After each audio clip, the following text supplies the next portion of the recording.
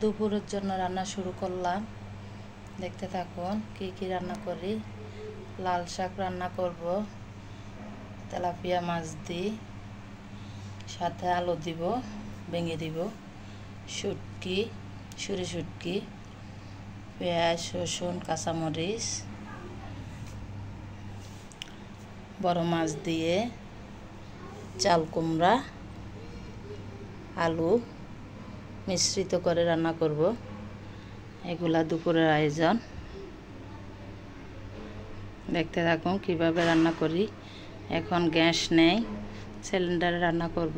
সিলিন্ডারে চুলা একটা রান্না করতে অনেক সময় লাগবে। এখন দুপুর 12:30। মাছগুলা ভেজে নিব, লবণ মরিচ দিদি মেখে নিলাম। মাছগুলা সাগরের মাছ, এগুলা অনেক স্বাদ। কাঁচা রান্না করলে মজা, ভাজি করে রান্না করলেও মজা। বেশি ভাজবো না, হালকা হালকা করে ভেজে নিব।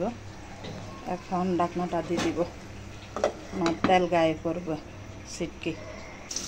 মাছগুলা ভেজে হয়ে গেছে,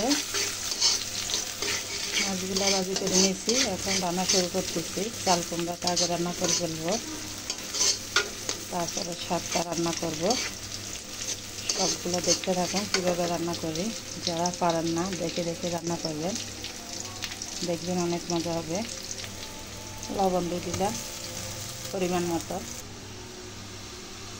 আলুটা দিয়ে দিব কষানোর জন্য।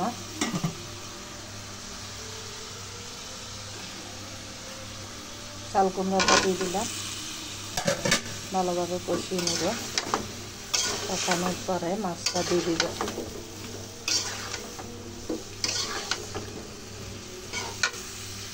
মাছটা দিয়ে দিলাম। এখন পানি দিয়ে দিব পরিমাণ মতো সিদ্ধ হওয়ার জন্য। পানি দিয়ে দিলাম। এখন ঢাকনা দিয়ে দিব।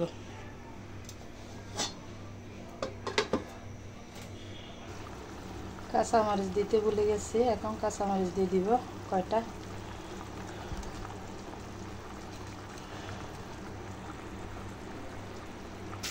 পেঁয়াজটার সাথে শুটকিটা ভেজে নিব। এই যে শুটকিটা দিয়ে দিলাম।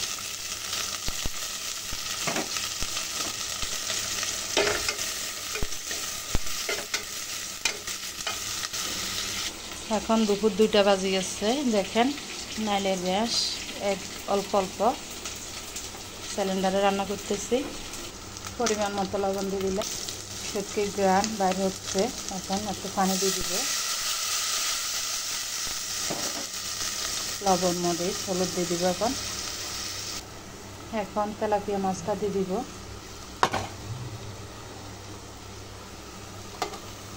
এক হাতে কাজ করতেছি, অন্য হাতে ভিডিও করতেছি। সবগুলো দেখানো সম্ভব না, তাই দেখাতে পারছি না। কষিয়ে আলুটা দিয়ে দিব। মাছটা কষানো হয়ে গেছে, এখন আলুটা দিয়ে দিলাম।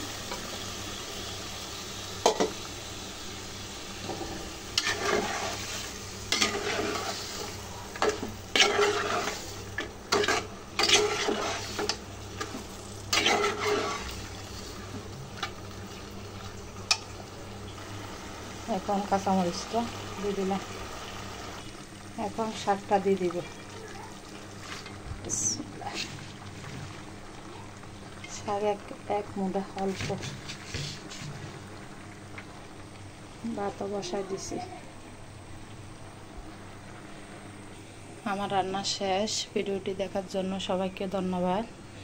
ভালো লাগলে ভিডিওটি শেয়ার করে দিবেন। আল্লাহ হাফেজ।